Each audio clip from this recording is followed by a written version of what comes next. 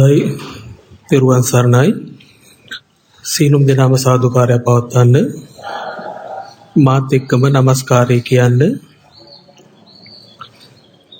අරහතු සම්මා සම්බුද්දස්ස නමෝ තස් භගවතු අරහතු සම්බුද්දස්ස නමෝ තස් භගවතු අරහතු අම්මා සම්බුද්දස්ස කතමාච භික්ඛවේ ආසවා දස්සනා පහතබ්බා ඉද භික්ඛවේ අසුතවා පුතුංජනෝ අරියානං අදස්සාවි අරිය ධම්මස්ස අකෝවිදෝ අරිය ධම්මේ අවිනීතෝ සප්පුරිසානං අදස්සාවි සප්පුරිස ධම්මස්ස අකෝවිදෝ සප්පුරිස ධම්මේ අවිනීතෝ මනසිකරණීයේ ධම්මේන නප්පජානාති අමනසිකරණීයේ ධම්මේන නප්පජානාති සෝ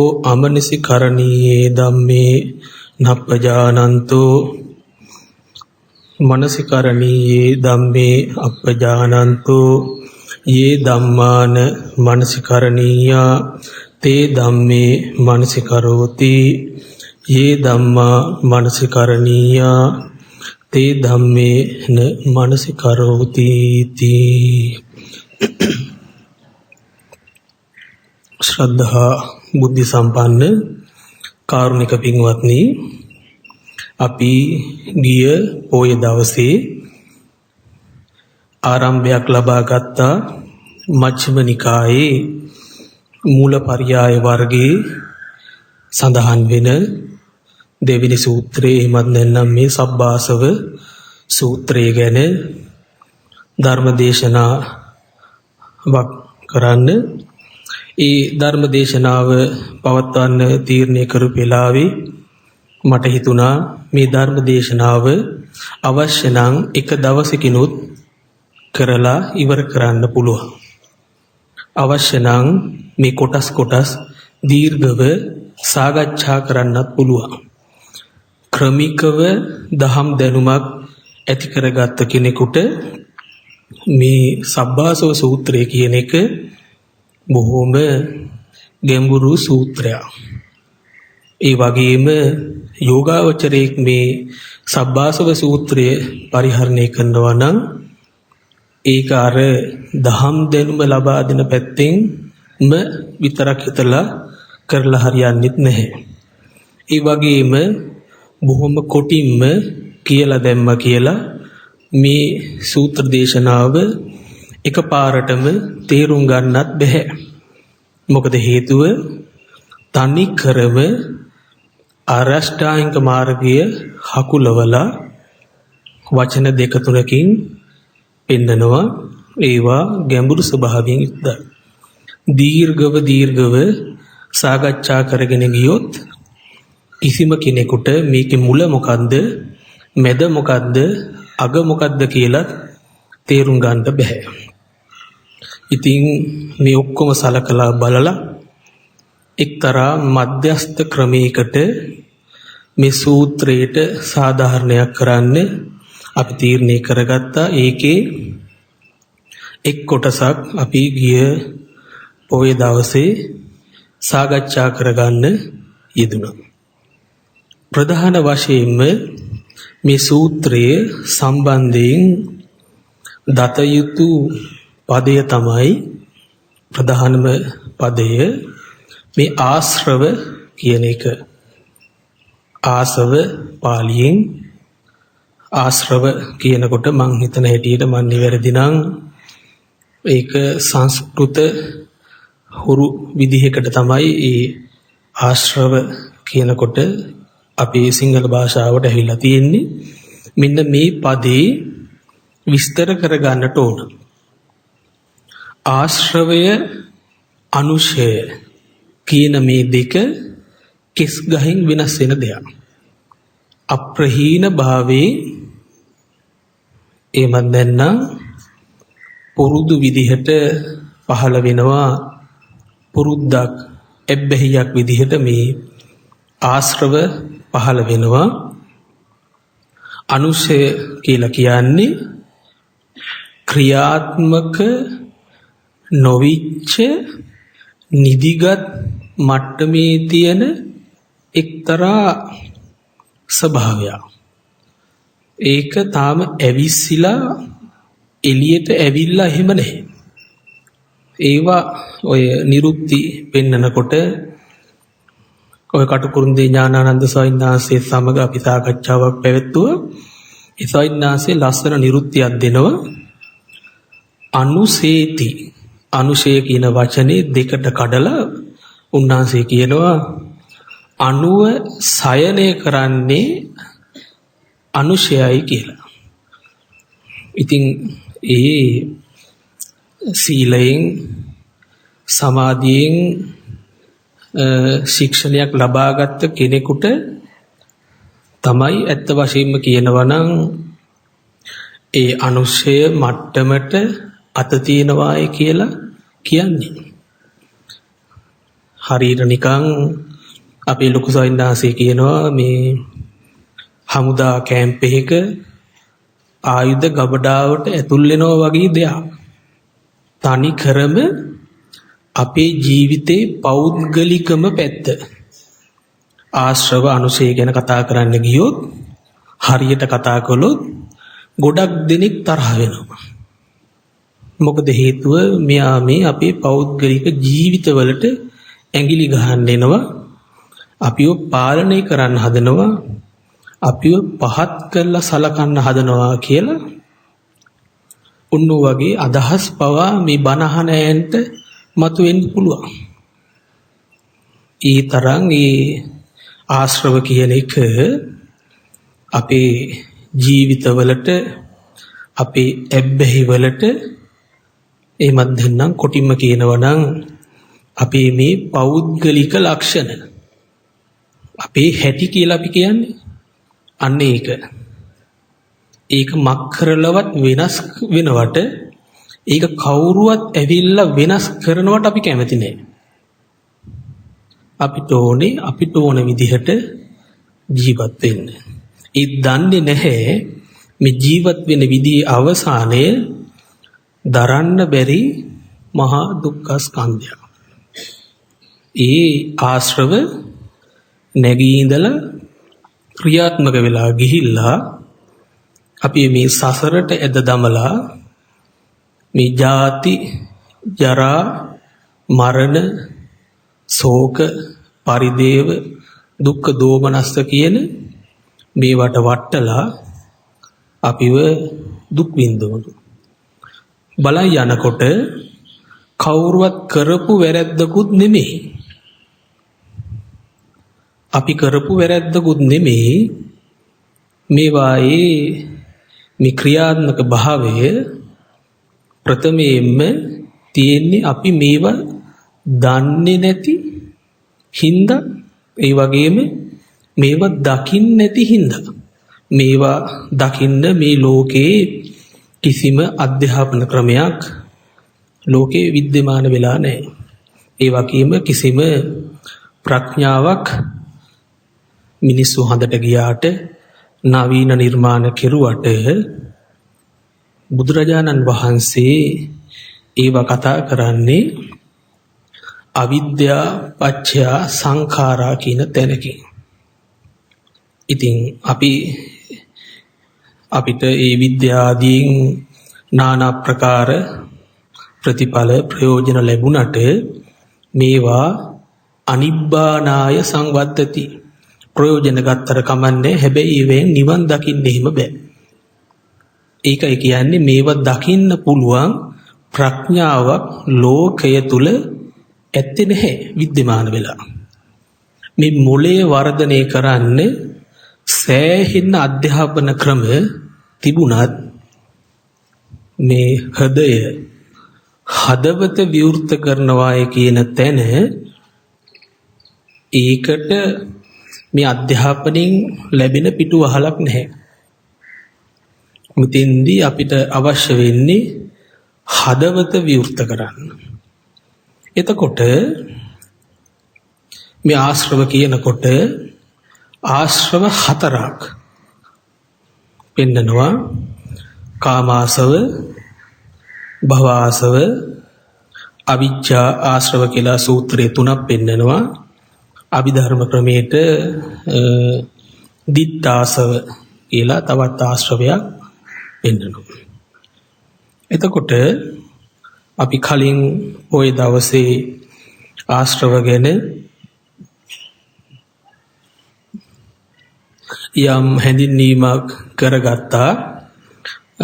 කෙටියෙන් ආයිත් අපි ඒක අලුත් කරගත්තොත් කාමාශ්‍රවය කියලා සාමාන්‍යයෙන් කියන්නේ සරලව මතක තියාගන්න මේ උත්තර 100% සාධාරණ නැති වෙන්න පුළුවන්. බොහොම සරලව මතක තියාගන්න කාමාශ්‍රවය කියලා කියන්නේ මට මේ මහත්යව හේමන්ත මහත්තයා කියලා පේනවනම් කොටින් මේක කාමාශ්‍රවයක්. අන්න ඒ වගේ තැනකින්.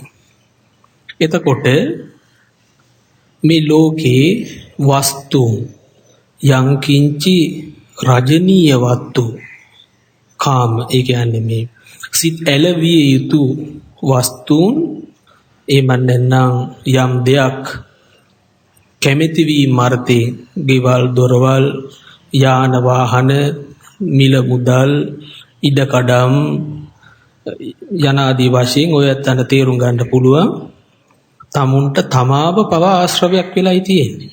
ඒ වගේ මේවා ඔක්කොම කාම ආශ්‍රව කියන ගණේටයි යන්නේ. කාම ආශ්‍රව කියන ගණේටයි මේවා යන්නේ. එතකොට භව ආශ්‍රව කිව්වහම පැවැත්ම පිළිබඳ ආශ්‍රවයක් වෙන්නේ මේ පැවැත්මක් කියලා එකක් අපි මේ දකින හින්දා. ඇත්තටම භව කියනකොට අර්ථ දෙකකින් පෙන්වන්න පුළුවන්. එක භවයක් තමයි මේ අපි දන්නා කියන භවයේ භව ආශ්‍රවේ. කන්දානම් පාතු භව ඒ ස්කන්ධයන්ගේ පහළවීම වශයෙන් ඒ ජාතිවල ඉපදීම වශයෙන් ඒ ධර්මානුකූලව පෙන්නන භවය ඒක වෙන එක. අපි මේ දන්නා කියන භවය පැවැත්මක් තියනවා වාගේ අපිට මේ හිතෙන ගතිය පැවැත්මක සේයාවක් අපිට තියෙනවා. එහෙම නැත්නම් කොහොමද ඒක කියන්නේ? ඒක යම් කිසි ප්‍රත්‍යක්ෂයක් අපිට තියෙනවා. අපි මාගේ ඇස් ඉදිරිපිට යමක් තමුන්ගේ ඇස් ඉදිරිපිට යමක් පේනවනම් ඊදී ඔය ඇත්තන්ට ප්‍රත්‍යක්ෂයක්. ඔය ඇත්තු දැනගත්ත දෙයක්. ඔය ඇත්තු දන්න දෙයක්. මේ කවුද? මේ හේමන්ත මහත්තයා. එතකොට එයා අතන ඉඳගෙන ඉන්නවා. එතකොට මේ පැවැත්ම එහෙම කෙනෙක් ඉන්නවා, එතන දෙයක් තියෙනවා කියන තැනින් සිද්ධ වෙන්නේ යම් පැවැත්මක් තමයි මේ පෙන්වන්නේ. මායාකාරී එක්තරා පැවැත්මක්. අන්නේ මායාකාරී පැවැත්ම එහෙමත් නැත්නම් ඒ මායා ස්වභාවය පෙන්වන්නේ නැතුව ඒවායේ තියෙන හර නැති ගතිය, බාල බොළඳ ගතිය පෙන්වන්නේ නැතුව අපිට හැසිරෙන්න පුළුවන්, ගමන් කරන්න පුළුවන්, කතා බස් කරන්න පුළුවන්, වැඩ කටයුතු කරන්න පුළුවන් වගේ නිකන් ලෝකයක්, භවයක්, පැවැත්මක් පෙන්වන මේ ස්වභාවයම භව ආශ්‍රව කියන ගණේටයි යන්නේ. ඔය දෙක එකට එකතු වුණාම සාමාන්‍යයෙන් සරල අදහසක් ගන්න පුළුවන්. සාමාන්‍යයෙන් ශබ්දයක් ඇහෙනවා නම් අපි හිතමුකෝ දැන් පාරේ වාහනයක් යනවා. අපිට හිතෙනවා පාරේ වාහනයක් යනවායි කියලා. එතකොට අපිට පුළුවන් නේ ඕන්නම් ගිහිල්ලා ඒ වාහනේ බලන්න. එතකොට ඒ වාහනේ දැක්කහම ඒ වාහනේ බොහොම වටිනා කියන එක න මෙහෙම දෙයක් මට තිබ්බොත් හොඳයි කියලා අනාගතේට තව මොහොතක් ජීවත් වෙන්න නිවන් නොදැක අපි මේ නිවන් නොදැක්ක එක මොහොතක් ඉදිරියට ඇදලා යන්නේ මෙන්න මේ භව ආශ්‍රවයේ හින්දා. තවත් විදිහකින් කියනවා නම් අපිව මේ ජීවත් කරවන්නේ මේ ඉදිරි මොහොතක් සම්බන්ධයෙන් පවත්වන ලබන එක්තරා බලාපොරොත්තුවක්. සාමාන්‍යයෙන් කියනවා අපි ජීවත් කරවන්නේ බලාපොරොත්තු කියලා. ඒක කියපු මිනිස්සයා මොන තේරුමින් කිව්වද කියන්න දන්නේ නැහැ. කොහොම හරි මේ බලාපොරොත්තු එතනින් ගියාම මේ අදිෂ්ඨාන අපේ මේ තියෙන ආසාවල් අපේ මේ තියෙන පරමාර්ථ සියල්ලක්ම වැරදි විදිහටයි පාවිච්චි වෙලා තියෙන්නේ. ඒ නිසා කාමාශ්‍රව උපදිනවා, භවආශ්‍රව උපදිනවා. කාමාශ්‍රව භවආශ්‍රව කියන මේ දෙකම උප්පත්තිය ලබන්නේ අවිද්‍යාව නිසා. අවිජ්ජා සමුදයෝ ආසව සමුදයෝ. අනිත් පැත්තට ආසව සමුදයෝ අවිජ්ජා සමුදයෝ. මේ අවිද්‍යාව නිසායි මේ ආශ්‍රවයක් හටගන්නේ. එහෙමත් නැත්නම් ආශ්‍රව නිසායි මේ අවිද්‍යාව හටගෙන තියෙන්නේ. මේවා අඤ්ඤමඤ්ඤ කවුනොවුන්ට උපකාර වීම වශයෙන් බොහොම සහයෝගයෙන් මේ සංසාරේ පුරාවට අපිත් එක්ක එනවා. දිත්තාශ්‍රව කියලා කියන්නේ සත්වයේ පුද්ගලයේ පිළිබඳ තියෙන යම් කිසි අදහසක්. දැන් ඔය ඇත්තන්ට විස්තර කරනවට වඩා බොහොම ලේසි. මදුරුවෙක් මරන්න හදපු මොහොතක් ගැන කල්පනා කරලා බලන්න. මදුරුවෙක් මරන්න නම් සත්ත්ව සංඥාවක් පහළ වෙන්න ඕන. එතකොට සත්ත්ව සංඥාව කියන්නේ මොකක්ද කියලා ඔය ඇත්තන්ට ලේසියෙන්ම දෙක ගන්න පුළුවන්. සතෙකුට කෑම ටිකක් දෙන්න යනකොට, පන්සලට දානයක් දෙන්න යනකොට, තව කෙනෙකුට ගහන්න පයින්නකොට, බනිනකොට කාටද මං මේ බනින්නේ? ඔන්න ඔතන සැඟවිලා තියෙනවා දිත්තාශ්‍රවේ. සත්වයයි පුද්ගලයයි කියලා අපි වචන වලින් කොච්චර කිව්වත් ඒක තමුන්ගේ ජීවිතයෙන් දකින්නට ඕන. අන්නේ හිතේ තියෙන ඒ පසුබිමේ තියෙන අදහස. එන සත්වේක්, මිනිස්සෙක් යනාදි වශයෙන් ඒක තමුන්ට පෞද්ගලික විදිහට තමයි ඒව වැටහෙන්නේ. තව කෙනෙක්ගේ එකක් තව කෙනෙකුට සාධාරණ වෙයිද කියලා කියන්න බෑ. 100%ක්ම සාධාරණ වෙන්නේ නැහැ කියලා නම් කියන්න පුළුවන්.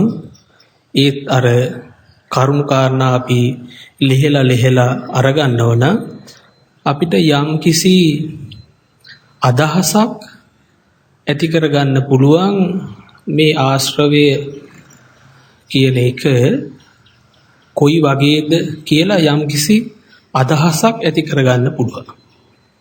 එතකොට ඒ බණ ඇහිමත් ගොඩක් ප්‍රයෝජනවත් වෙනවා ආශ්‍රව දුරු කිරීම වශයෙන් භාවනා කරනකොට. එතකොට බුදුරජාණන් වහන්සේ මේ සූත්‍රයේදී පෙන්නලා දෙනවා මේ අයෝනිසෝ මනසිකාරයයි යෝනිසෝ මනසිකාරය කියන මේ දෙක දෙක්කේ නැත්නම්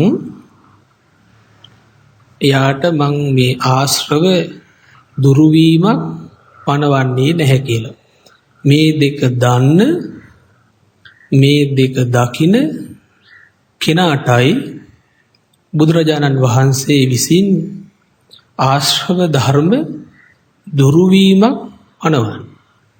ඥානතෝ අහං භික්ඛවේ පස්සතෝ ආසවානං khයං වදාමි. මහණෙනි මම දන්නා දකිනා කෙනාටයි මේ ආශ්‍රවයන්ගේ දුරු වීමක් කියන්නේ. නෝච අජානතෝ අපස්සතෝ. එහෙම නැතු මේ දෙක දන්නේ නැති කෙනෙකුට කෙලෙස් දුරු වෙනවාය කියලා බුදුරජාණන් වහන්සේ නම් කියන්නේ නැහැ. ඔය ඇත්තොන්ට මේ කාරණා වලින් තේරුම් ගන්න පුළුවන් අපි විපස්සනා භාවනාවක් කරනවා නම් අපි මේ භාවනාවේ හැඩ ගැසිය යුතු පැති අපි බුදුහාමුදුරුවෝ පෙන්නලා තියෙන ගමන් මාර්ගයක් තිබෙද්දී අපි කැමැත්තෙන් තමුන්ගේ ඡන්දයෙන් මානයෙන් ආදීන් අගතියට ගිහිල්ලා මේ වටිනා මනුස්සාත්ම භාවයේ යෝගාවචරයකුත් වෙලා වැඩ වරද්ද ගන්න හැටි දැක ගන්නත් පුළුවන්. මොකද මේ ශාසනයේ පළවෙනි ආශ්‍රව ප්‍රහාණය පෙන්නලා දීලා තියෙන්නේ දස්සනා පහතබ්බ. අත්ති භික්කවේ ආසවා දස්සනා පහතබ්බ. මහණෙනි ආශ්‍රව වර්ගයක් තියෙනවා දැකීමෙන්මයි දුරු වෙන්නේ. සක්කාය දිට්ඨි විචිකිච්ඡා සීලබ්බත පරාමාස කියන මේ ආශ්‍රව අහසින් කඩාපාත් වෙන විදිහට දුර වෙලා යන්නේ ලේ පිට උණු පිට වර්තමාන වශයෙන් තමා වශයෙන් මේ ආශ්‍රව දත යුතු මේ ආශ්‍රව දැනගන්න නම් යෝනිසෝ මනසිකාරය කියන්නේ කුමක්ද අයෝනිසෝ මනසිකාරය කියලා කියන්නේ කුමක්ද කියලා දැනගෙන ඉන්නම ඕන. කැමැති වුණත් අකමැති වුණත්. එහෙම නැතුව මේ දේ සිද්ධ වෙන්නේ නැහැ. මේ ප්‍රතිපදා ඉදිරියට යාමක් සිද්ධ වෙන්නේ නැහැ. නමුත් අනුපුබ්බ සික්ඛා අනුපුබ්බ ප්‍රතිපදා අනුපූර්ව ශික්ෂණයක් තියෙනවා. අනුපූර්ව ප්‍රතිපදාවක් තියෙනවා. ටිකෙන් ටික ඉදිරියට යන්නත් ඕන. ඉදිරියට යන ගමනට අවශ්‍ය කරන අනුග්‍රහ සුතමය සාකච්ඡාදී අනුග්‍රහ සැපීම් වශයෙන් පවත්තන බණත් අහලා තියෙන්න ඕන. සීල සමත විපස්සනා වශයෙන් ඔය ඇත්තෝ ඒවැ යෙදිලා තියෙන්නත් ඕන.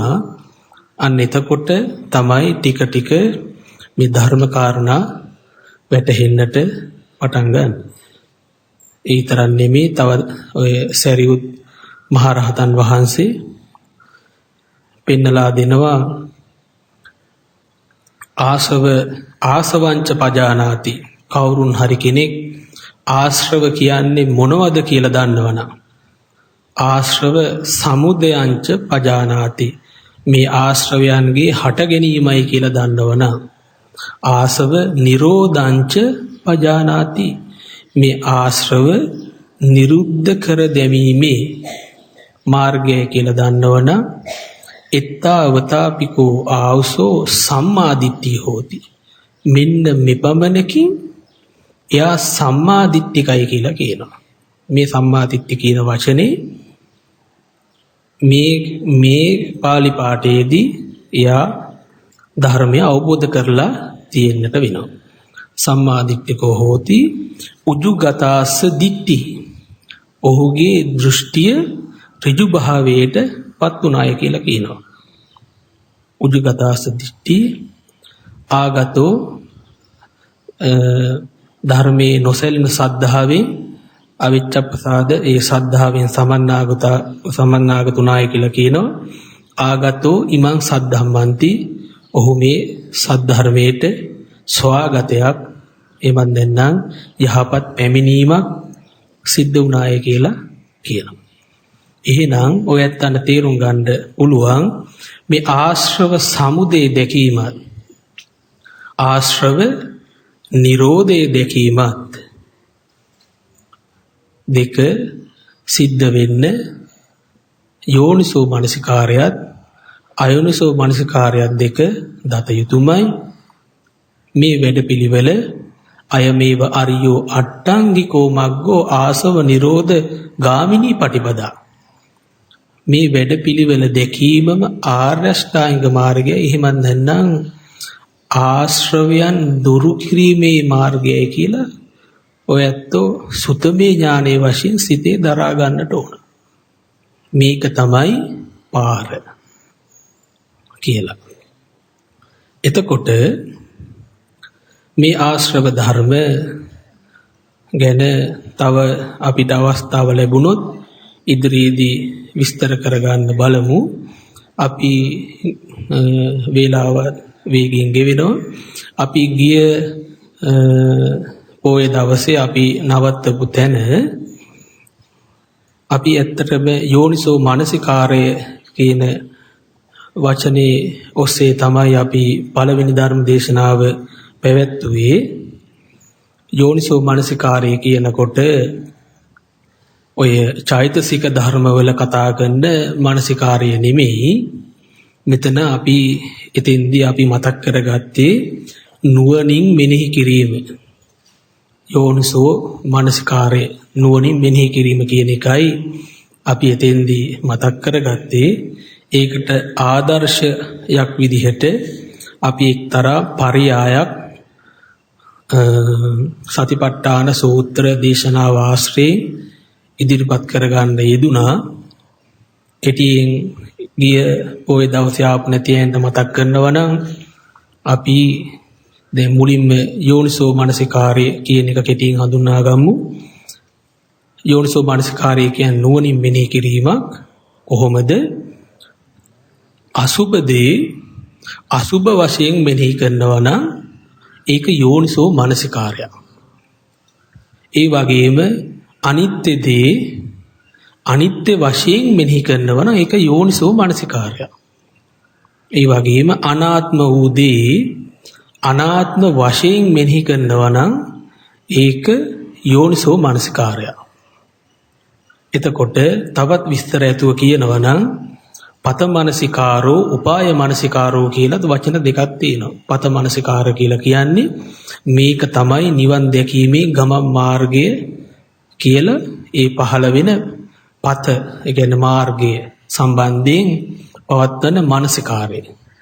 උපාය මනසිකාරෝ ඒ කියන්නේ මේ ක්‍රමයෙන් ඇරෙන්න නම් මට නිවන් දකින්න හම්බ වෙන්නේ කියලා ඒ නිවන් මාර්ගඵල ලැබීම පිණිස එහෙමත් නැත්නම් ඒවා ලැබීමේ උපාය වශයෙන් පවත්වන මානසිකාරය උපාය මානසිකාර වශයෙන් පුරාණාචාර්යවරු පෙන්වලා දීලා තියෙනවා. මේ කාරණාව හිත ගන්න ඕන හින්දා අපි ගිය ওই දවසේ අපි සතිපට්ඨාන සූත්‍රය ඇසුරු කරගෙන මේ ශරීරය අචේතනිකයි කියලා කිව්වා. මේ ශරීරය සිත ඇසුරු කරනවායි කියලා කිව්වා. ඒ වගේම මේ ශරීරයෙන් හිත පැනලා ගියාට පස්සේ වැඩකට ගන්න බැරි දර කොටයක් වගේ විසිකල්ලා දානවායි කියලා කිව්වා. ඒ කියන්නේ මැරෙනවා. බුදුරජාණන් වහන්සේ මහා නාම කියන ශාක්‍යයාට කියනවා ඒ ස්වභාවයේ දැකීම රූපේ ආදීනව දැකීමක් කියලා. ඒකත් මේ ASCII මතක් කරලා දෙන්න කැමැති. ඔය මැරෙනවා වයසට යනවා කියන්නේ රූපේ තියෙන ආදීනවය.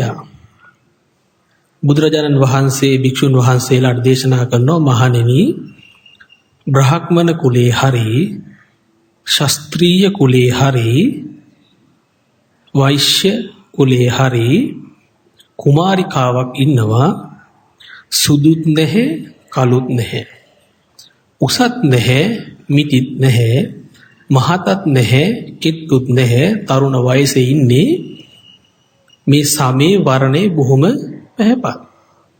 දැන් මේ කෙනාව දැක්කහම ඕන කෙනෙකුට සතුටක් සොම්නසක් පහළ වෙනවා. මේ කතා කරන්නේ රාගය ගැන එහෙම නෙමෙයි. මේ රූපයේ තියෙන ආස්වාදය ඔච්චරයි. ලස්සන දෙයක් දැක්කහම හිතට සතුටුයි. මොකද මේ රූපේ රස ගැනීම වශයෙන් උපදින වේදනාව ඒ ස්වභාවයෙන් යුක්තයි. ඒක වෙන දෙයක් මහා ආශ්චර්යමත් කාරණාවක් නෙමෙයි. යකෙක් දැක්කහම අපිට නිකන් හරි 아무තුයි. නිකන් යක්ෂ රූපයක් දැක්කහම ඒ දේව රූපයක් බුදු පිළිමයක් දැක්කහම අපිට හරි ප්‍රියමනාප ප්‍රසන්න භාවයක් ඇති වෙනවා. ඔන්න ඔච්චරයි බුදුරජාණන් වහන්සේ රූපේ ආස්වාදය කියලා පෙන්නලා දෙන්නේ. මේක මෙහෙම දකින්න එකත් යෝනිසෝ මනසිකාරය. එතකොට රූපේ ආදීනව පෙන්නනවා කියලා බුදුරජාණන් වහන්සේ ඒ කුමාරිකාවම කාලයක් ගිහිල්ලා කිට්ටු වෙලා හැම රැලි වැටිලා කළු ලප ශරීරයේ දාලා කුදු ගෙහිලා කෙස් පැහිලා දත් හැලිලා විවුල ඉන්නවා දැක්කට පස්සේ එහෙමත් නැත්නම් මේ රූපය මේක තමයි මේ රූපේ තියෙන ආදීනවේ මේකත් යෝනිසෝ මනසිකාරය ඒවං උපසංහරති කියලා ඔය පෙන්නනවා සතිපට්ඨානේ නවසීවතික පබ්බේ දැන් මේ මැරිජ් දැන් ඔහොම වයසට ගිහිලා කවදා හරි මැරෙනවනේ ඒකත් මේ රූපේ තියෙන ආදීනවයක් ඒ මැරිජ් එක ඔහු සංසන්දනය කරලා බලනවලු සෝ ඒවං උපසංහරති ඒවං භාවි මටත් කවදා හරි මෙහෙම වෙනවනේ ඒවං ධම්මෝ මේ ධර්මතාවයේ මටත් පොදුයිනේ ඒවං අනතීතෝති මමත් මේකෙන් මිදුනේ නෑනේ කියලා එයා යෝනිසෝ මනසිකාරයක් සංසන්දනය කොට බැලීම සිද්ධ කරනවා. දැන් මෙහෙම අපි ගිය සතියේ විස්තරයතු කතා කරගත්තා. සෝනට ගිහින් දානවා, සත්තු කනවා. ඊට පස්සේ ඇටකටු ටික විතරයි ඉතුරු වෙන්නේ. එතකොට තව කාලයක් යනකොට මේ ඇටකටු කොටසින් කොටස වෙන් වෙන්න පටන් ගන්නවා. ඒ ඇටකටු වෙන් වෙලා තනින් තන ගොඩ ගැසෙන්න පටන් ගන්නවා. ගොඩ ගැසිච්ච ඇටකටුත් කුණු වෙන්න පටන් ගන්නවා. කුණු වෙච්ච ඇටකටු පොළොවට පස් වෙන්න පටන් ගන්නවා. ආයේ මෙන්න මේක රූපේ තියෙන ආදීනවයක්. ආස්වාද නෙමෙයි ඔය කියන්නේ රූපේ තියෙන ආදීනව. ඒකයි කියන්නේ රූපේ ආස්වාදයේ tikai ආදීනව ගොඩයි කියලා. එතකොට මේ විස්තරේ හොඳට නුවණින් අහන් හිටපු කෙනෙකුට කරුණු තුනකට එළඹෙන්න පුළුවන්. මාගේ රූපය මෙහෙම වෙනවට එහෙම නැත්නම් තමුන්ගේ රූපය මේ වගේ ජරා ජීර්ණ කැත ජරාවක් බවට පත් වෙනවට කිසිම කෙනෙක් කැමති නැහැ. එහෙනම් මාගේ අකමැත්තෙන් සිද්ධ වෙන දෙයක්. එහෙනම් මට මේක පාලනය කරන්න බෑ කියලා ඕන කෙනෙකුට අදහසක් එනවා. ඒ වගේම මේක කුණු වෙනවාය, නිල් වෙනවාය, ඉදි වෙනවාය, ගඳ ගහනවාය කිව්වහම ඉතින් ඇත්තටම මේක සුබයි කියා ගන්න බැහැ කියන තැනකට එනවා. ඉතින් අපි වැදගත් කාරණාවක් මතු කළා. ওই වැඩිපුර කතා වෙන්නේ නැති ඒ වටිනා පාලි පාඨයක්. ඒ පාලි පාඨය තමයි නානප්පකාරස්ස අසුචිනෝ පච්චවෙක්කති කියන වචනේ. අපි අසුචීන් කියලා හඳුන්වන්නේ එක දෙයක් වුණාට බුදුරජාණන් වහන්සේට මේ මුළු ශරීරයේ කේසා ලෝමා නකා දන්තා තචෝ මන්සං කියන මේ කෑලි 32ම අසුචි. මොකද ඔය ඇත්තන්ට හිතා ගන්න පුළුවන් මේ සියල්ලක්ම උපදින්නේ ආහාරයෙන්. ආහාර ප්‍රත්‍යයෙන් මේ විඥානේ මෞකුසට බැසගත්තායින් පස්සේ ඒ නාම රූප දෙකේ කර්මයේ බලයට මේ ප්‍රතිසන්දිය වැවෙන්නේ නැහැ. ඒකට බාහිරින් ආහාරෝණ ඕජට්ටමකං රූප කලාපං ආහාර තීති ආහාරෝ කියලා ඉතින් ඔය කෙරවලක් නැහැ. ගැඹුරින් ගැඹුරට පෙන්නනවා. එතෙන් පටන් මේ මවගේ පියාගේ ධාතු ටික වැඩෙන්නේ ඒ බාහිරින් දෙන ආහාරේ. මේක මේ බාහිර ආහාරේ සැදිච්ච එක. බාහිර ආහාරයෙන් නිෂ්පාදනය වෙන්නේ අසුචියෙන් වෙන මොනවද? නුවණින් බලන්න. එතකොට කෙනෙකුට තේරෙනවා මේක අසුබයි කියලා. අපි කිව්වා මේක කෑලි කැඩෙනවා කියලා. වෙන් වෙනවා කිව්වා. දිය වෙනවා කිව්වා. පොළොවට උරා ගන්නවා පස් වෙලා යනවා කිව්වා. එතකොට ඕන කෙනෙකුට දකින්න පුළුවන් මේක වෙනස් වෙනවා. වෙනස් වෙන ස්වභාවයෙන් යුක්තයි කියලා දකින්න පුළුවන්. තවත් නුවණින් හිතුවොත් කෙනෙකුට දකින්න පුළුවන් කැඩෙන්නේ නැහැ නොකැඩිච්ච දෙයක්. මෙන්න මේක බොහෝම වැදගත් කාරණාවක්. යමක් පෙර කැඩිලා තිබුණ නැත්නම් අලුතෙන් ඒ දේ කඩන්නට පුළුවන් කමක් ඇත්තේ නැහැ. ලුච්ඡති පලුච්ඡති ලෝකෝ මේ ලෝකයේ කැඩුණු බිඳුණු පළු ගැලවෙන දෙයක් කියලා දේශනා කළේ කැඩෙන්නේ නැති, බිඳින්නේ නැති, පළු ගැලවෙන්නේ නැති දෙයක් තියෙනවායි කියන තැනකින් එහෙම නෙමෙයි. ඒකට කියනවා නිත්‍ය සංඥාව කියලා. නෑ මේක පළු ගැලවිලාමයි තියෙන්නේ. මේක වෙන් වෙලාමයි තියෙන්නේ. මේක අනිත්‍යමයි. ඒ ස්වභාවය තමයි අපිට ওই බාහිරින් ටික පෙන්눔 කරලා දෙන්න. අයිත් අපිට ඒව තේරුම් ගන්න ඕන කමක් නැහැ. උදේට ඉර පායනවා, හවසට බැහැලා යනවා. මේ කුඩා ළමයි ටිකෙන් ටික ලොකු වෙලා වයසට ගිහිල්ලා මැරිලා යනවා. ගස් කොළන් වියලිලා මැරිලා යනවා. මේ ස්වභාවයේ මේ ස්වභාව ධර්මයේ අපිට මේ ඔය ටික පෙන්වන්නේ ඒකේ තියෙන යථා ස්වභාවය. ඒ යථා ස්වභාවයට ඒ රූප ආපහු ගමන් කරනවා. දැන් එතකොට නුවණින් ඒ කියන දේ අහුවනම් යෝනිසෝ මනසිකාරය පහළ වෙනවා. මේවා අනිත්‍ය වශයෙන් උත්, දුක් වශයෙන් උත්, අනාත්ම වශයෙන් උත්. ඒ ස්වභාව වලට විරුද්ධව පවත්වන යම් මනසිකාරයක් තියෙනවා නම් මෙන්න මේක අයෝනිසෝ මනසිකාරය. මෙච්චර පිළිකුල් එක හොඳයි කියලා හිතක් පහළ වෙනකොට හොඳට බලන්න. දැන් ඔයත්තන්ට හොඳටම තේරෙනවා නම් පිළිකුල් යමක් සුබයි කියලා වැටහෙනකොට කොහොමද මේ මෙච්චර පිළිකුල් එක මට සුබ වුනේ? මොකක් හරි වැරදි විදිහකට හිතලා තියෙනවා. මොකක් හරි මෝඩකමක්, මොකක් හරි අවිද්‍යාවක් නිසා තමයි මේ දේ සිද්ධ වෙලා තියෙන්නේ. යම් කිසි අවිද්‍යාවක්. නැත්නම් මේ තරම් අසුබ දේ මේ තරම් සුබයි කියලා පේන්නේ.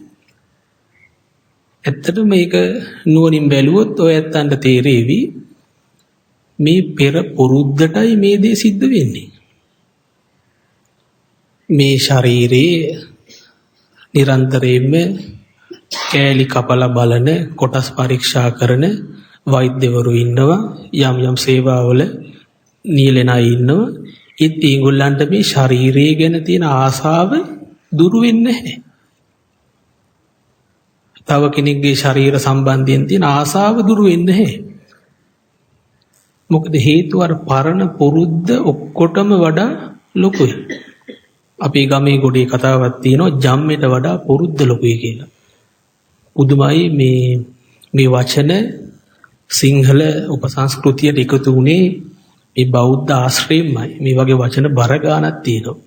ඒ වචන එකතු කරලා බලනකොට හිතා ගන්න බෑ ඉස්සර වැඩ සිටපු අපේ ස්වාමින් වහන්සේලා මොන මට්ටම් වල ඉන්නට ඇත්ද කියලා.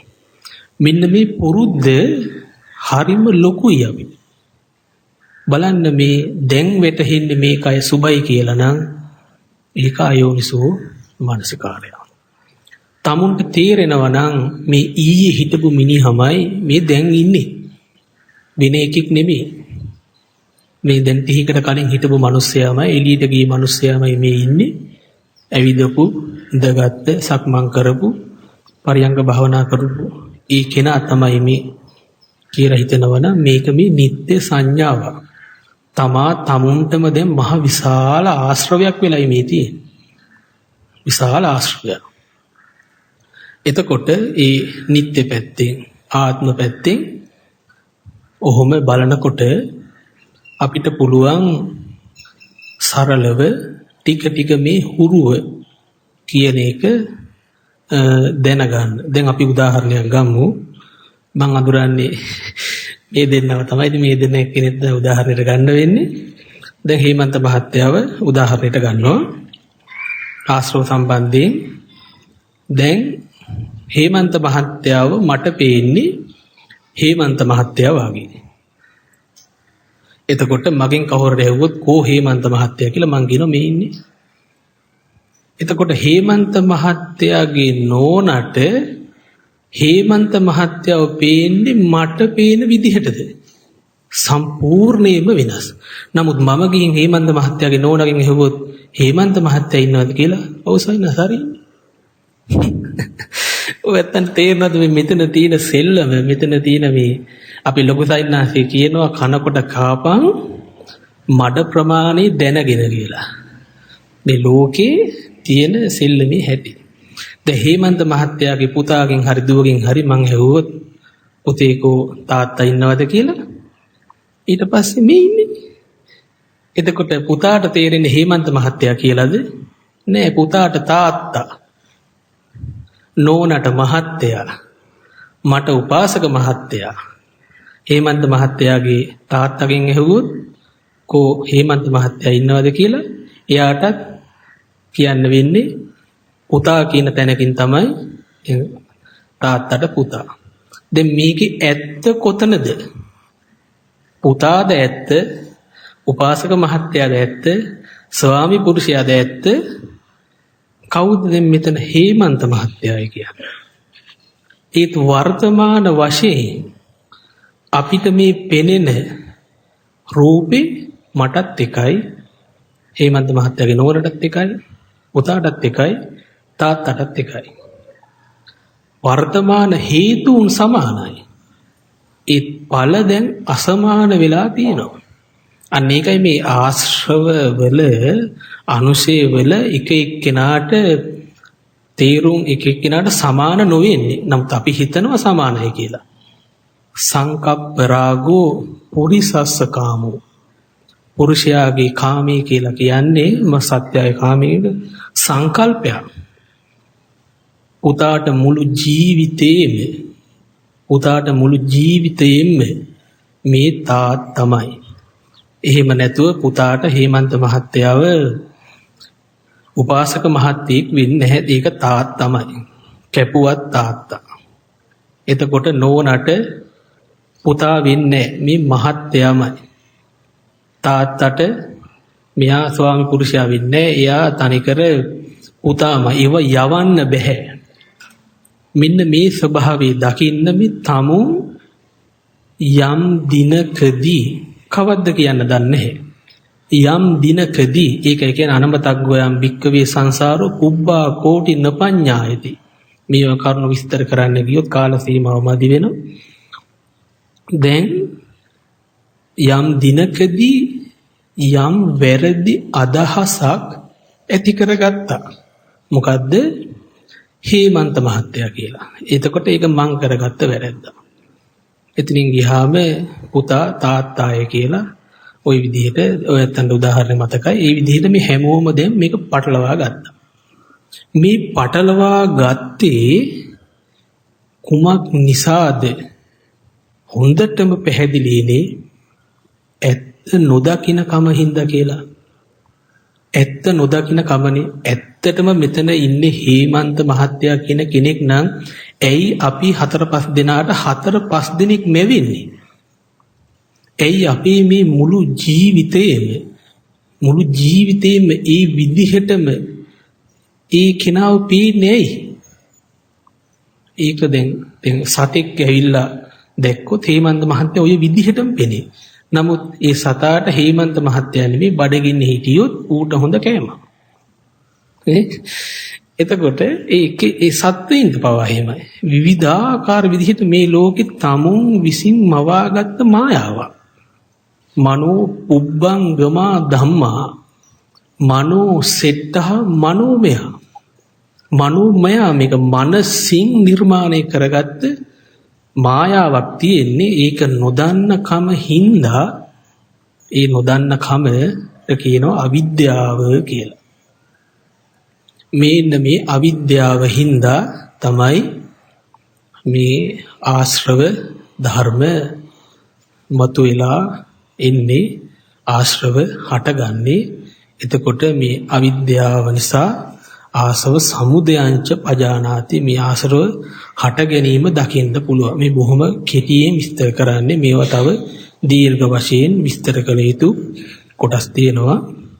එතකොට ඒ ආශ්‍රව නිරෝධංච පජානාති කියනකොට ඒ අවිද්‍යාව දුරු වෙනකොට ඒ ආශ්‍රව දුරු වී යාම දත යුතු යනාදී වශයෙන් ඔය ඇත්තන්ට දැනට සරලව අදහසක් මතු කරගන්න පුළුවන්. එතකොට මේ අවිද්‍යාව කියන එක මොකක්ද කියලා දැන් අපි තව පොඩ්ඩක් පැහැදිලි කළොත් ඔය ඇත්තන්ට ඒක බොහොම වටිනවා. අවිද්‍යාව කියලා කියන්නේ දුක දන්නේ නැහැ කියන එක. දුකට හේතුව දන්නේ නැහැ කියන එක. ඉන් මිදීම දන්නේ නැහැ කියන එක. ඉන් මිදීමේ මාර්ගය දන්නේ නැහැ කියන මේ චතුරාර්ය සත්‍ය නොදැනීමමයි අවිද්‍යාව කියලා කියන්නේ. අපි හැමෝටම තේරුම් ගන්න පුළුවන් විදිහට පළවෙනි කොටස හරහා දුක දන්නේ නැහැ කියන එක. එතකොට මේ දුක නොදැනද මේ හේමන්ත මහත්තයා කියලා කෙනෙක් මං හදාගත්තේ. දැන් මේක ප්‍රශ්නයක් නේ. එතකොට බුදුරජාණන් වහන්සේ අප්‍රියෙහි සම්පයෝගෝ දුක්ඛෝ පියෙහි විප්පයෝගෝ දුක්ඛෝ යනාදී වශයෙන් ඔයත් අහලා ඇති. ඔහොම ලිස්ට් එකක් කියාගෙන ගිහිල්ලා ඒ ඔක්කොම දුක් තමයි. ඒත් අපි භාවනාවට උපකාරී වෙන විදිහට මේව මතු කරලා ගන්නවනම් ඒ ඔක්කොම දුක් තමයි. නමුත් අන්තිමට කියන්නේ මොකක්ද? සංකිච්ඡේන පංච උපාදානස්කන්ධා දුක්ඛ. මෙතන තියෙන්නේ පංච උපාදානස්කන්ධයක් රූප වේදනා සංඥා සංකාර විඤ්ඤාණ. මේ ටික දුකයි.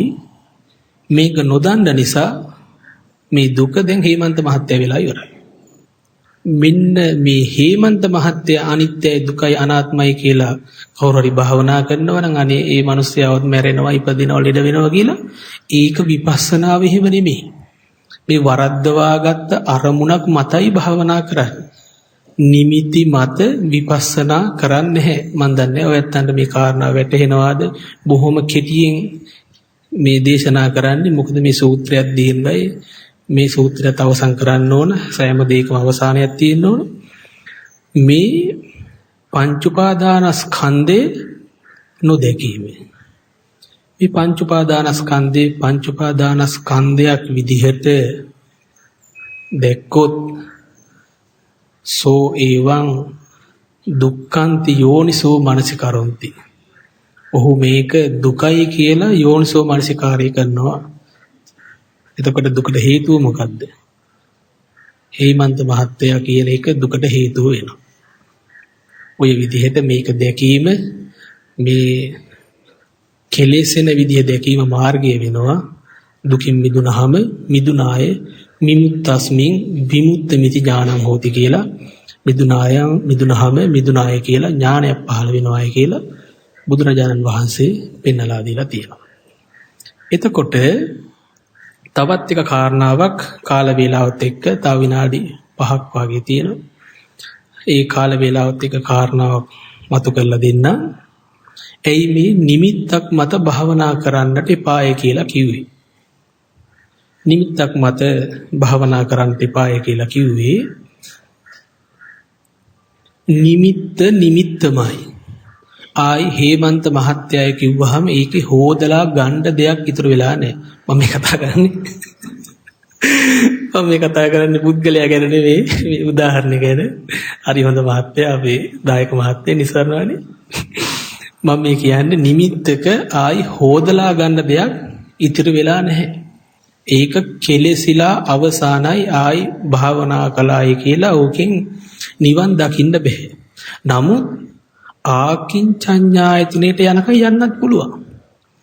අනේ ඒකත් ඔයත් මතක තියාගන්න. මේ ලෝකේ සත්වයක් නැහැ පුද්ගලයෙක් නැහැ කියලා සත්‍යය මත පදනම් වෙච්ච දර්ශනීයම අනිත් පැත්තට දාලා සාස්වත උච්ඡේදයට දාලා සත්‍යයක් පුද්ගලයෙක් නැහැ මම කියලා කෙනෙක් නැහැ කියලා භාවනා කළොත් ඒ ශුන්්‍යත සමාධිය අපිව ආකින්චඤ්ඤායතනෙට දක්වාම අරගෙන යනවා. ඒවා සමත පැත්ත.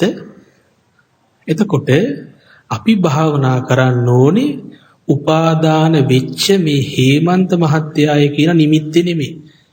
තව විදිහකින් කියනවා නම් ගෙවල් දොරවල් යාන වාහන ඉඩකඩ දුව පුතා අතපය කකුල් ඇස කන නාසය දිව ශරීරයේ කී අපිට ඔය වැටහෙන දේවල් මත නෙමෙයි මේ විපස්සනාව දුවන්නේ. උපාදාන ධර්ම මත නෙමෙයි උපාදානීය ධර්ම මතයි විපස්සනාව දුවන්නේ.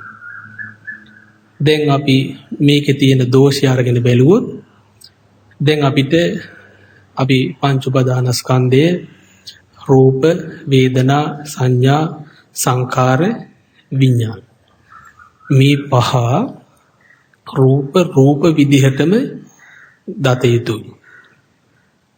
වේදනා විදිහට, සංඥා විදිහට, චේතනාවක් විදිහට, එතකොට විඥානයේ විදිහට දත යුතුයි.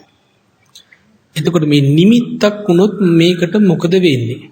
දැන් මම මේ හේමන්ත මහත්තයා කියන එක දැන් කෑලි පහකට බෙදලා පෙන්නන්න. මේ රූපය හේමන්ත මහත්තයා. එතකොට දැන් මං කාවද විඳින්නේ? දැන් හේමන්ත මහත්තයා මන් දිහා බලලා දත් කුරු කෑවොත් මට අප්සෙට් වෙනවා. එතකොට ඒ කියන්නේ හොඳටම තේරෙනවනේ මං විඳින්නේ මේ රූපය කියලා. එතකොට දැන් වේදනාවත් හේමන්ත මහත්තයා. සංඥාව මොකද්ද මගේ? මං අඳුරන්නේ දැන් කාවද? හේමන්ත මහත්තයා. එතකොට සංකාර චේතනාව හේමන්ත මහත්තයා කියන අදහස ඒකත් දැන් හේමන්ත මහත්තයා. මං දැන් හිතින් දැනගන්නේ කාවද? හේමන්ත මහත්තයා. දැන් රූපෙත් හේමන්ත මහත්තයා, වේදනාවත් හේමන්ත මහත්තයා, සංඥාවත් හේමන්ත මහත්තයා, සංකාරත් හේමන්ත මහත්තයා, විඥානෙත් හේමන්ත මහත්තයා වෙලා ඉවරයි. ඒත් මේ පංච උපාදානස්කන්ධවල හේමන්ත මහත්තුරු නැහැ. පංච උපාදානස්කන්ධේ හේමන්ත මහත්තයා ඉන්නවා කියලා දේශනා කරලා නැහැ. ඒක පංච උපාදානස්කන්ධයේ තියෙන රූපේ නම් රූපේ, වේදනාව නම් වේදනාව, සංඥාව නම් සංඥාව, සංස්කාර නම් සංස්කාර, විඥාන නම් විඥාන. භාවනා කරනකොට මේ ශරීරේ ධාතු කොටස් වැටහෙන්නට පුළුවන්. ඒ ධාතු කොටස් වැටහෙනකොට මේ තමුන්ගේ ශරීරය, මේ සමුන්ගේ අත, කට, බඩ, ඔළුව, ඇහැ, කන කියා ගන්න නැතුව තද ගතියක් පහළ වෙනවනම් ඒක තද ගතියක් විදිහටම මෙනෙහි කරන්න, නිමිත්තකට හිත බඳන්නේ නැතුව. තද ගතිය කියන්නේ තද ගතිය මිසක් අතපය කටබඩ නෙමෙයි. පඨවි ධාතුවට අතපය නැහැ, කටබඩ නැහැ, ඇස් කන් නැහැ. පඨවි ධාතුව. ඊට පස්සේ ওই විදිහට රූපේ ඒ පඨවි, ආපෝ, තේජෝ, වායෝ කියන මේවා අපි මෙනෙහි කරන්න ඕනේ අන්න ඒ අර්ථ සලකගෙන. ධාතු කියලා කියන්නේ මූල ස්වභාවය කියන එක. මෙන්න මේ මූල ස්වභාවයට කිමිදිලා යන විදිහටම ඒ දේ බලන්නට ඕන. අන්න එතකොට පුළුවන් වේවි පඨවි ධාතුව කකුලක් වෙන හැටි බලන්න. කොහොමද මේ ආශ්‍රව නැගිටලා වැඩ කරන්නේ? මේක රහත් හිතකින් වගේ බලන්න වෙනවා. මේක උපේක්ෂා සහගත බොහොම උපේක්ඛා සති පාරිශුද්ධි. උපේක්ෂා සති පාරිශුද්ධියකින් මේක රහත් නොවුනත් රහතන් වහන්සේ නමක් වගේ මේක බලන්න වෙනවා. මොකද අවශ්‍ය ගත්තොත් කරන්න බෑ, නිමිත්තකට බැඳෙනවා, පරණ සංසාර පුරුදු වලට ඔහේ හිත ඉන්නවා. මේ අර්ථ දන්නේ නැතුව භාවනා කළොත් අර නිමිත්තත් තුළම කැරකි ඉන්න එක තමයි සිද්ධ වෙන්නේ. මේ වචන පඨවි ශරීරයේ පඨවි ධාතු තේනකොට පඨවි කියලා නිකන් වචන මාත්‍රයක් මෙනෙහි කරන්න යන්න එපා. මේ වචන දෙන්නේ මේ වායේ තේරුමක් ඇතුව. පඨවි ධාතුව කියන්නේ මූල ස්වභාවයක් තියෙනවා. ඔය මහායානයේ ලස්සන කතාවක් තියෙනවා. එක හාමුදුරුවෝ දෙන්නෙක් භාවනා කරද්දි වෙච්ච වැඩ. බුදුරජාණන් වහන්සේ ගාවට ගිහිල්ලා කර්මස්ථානයක් ගත්තලු. ඒ කර්මස්ථානේ තමයි කය වයං. කය වයං කියලා කියන්නේ ෂය වෙනවා, වැය වෙනවා කියන තේරුමයි. දැන් මේ දෙන්න විලක් ගාවට ගිහිල්ලා එක්කෙනෙක් විලෙන් උඩ, අනිත් කෙනා විලෙන් යට. දැන් දෙන්න කය වයං කියලා භාවනා කරනවා. එතකොට ඔතෙන්ට ආවා ගෑනු කෙනෙක් මේ විලෙන් වතුර ගන්නවා.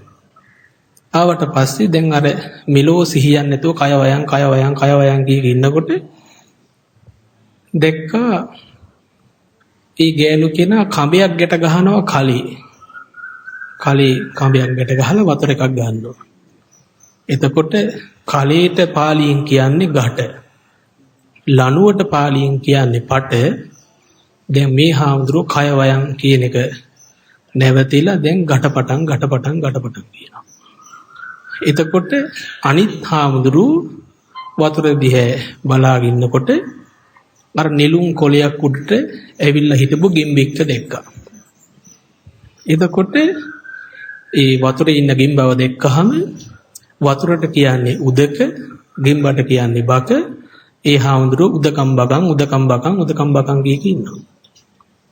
ඊට පස්සේ මේක අහපු මිනිස්සු බුදුහාමුදුරන් ගිහින් කිව්වා මෙන්න මෙහෙම භාවනාවක් කරනවා කියලා. ඊට පස්සේ බුදුහාමුදුරෝ එන්න කියලා මහණෙනි උඹලට මේ වචනවල තේරුම් දෙන්නේ නිකන් කතා කර ඉන්න නෙමෙයි, හිත ඉන්න නෙමෙයි, මේවේ පොඩ්ඩක් අර්ථ සලකලා බලපල්ලා කියලා බුදුහාමුදුරෝ කරුණු කාරණා පැහැදිලි කරලා දෙන්න උත්සාහ කළා. ඒ විදිහට අපිත් ඔය උදකම් බකම් ගැටපටම් භාවනා කරන්න හොඳ නැහැ.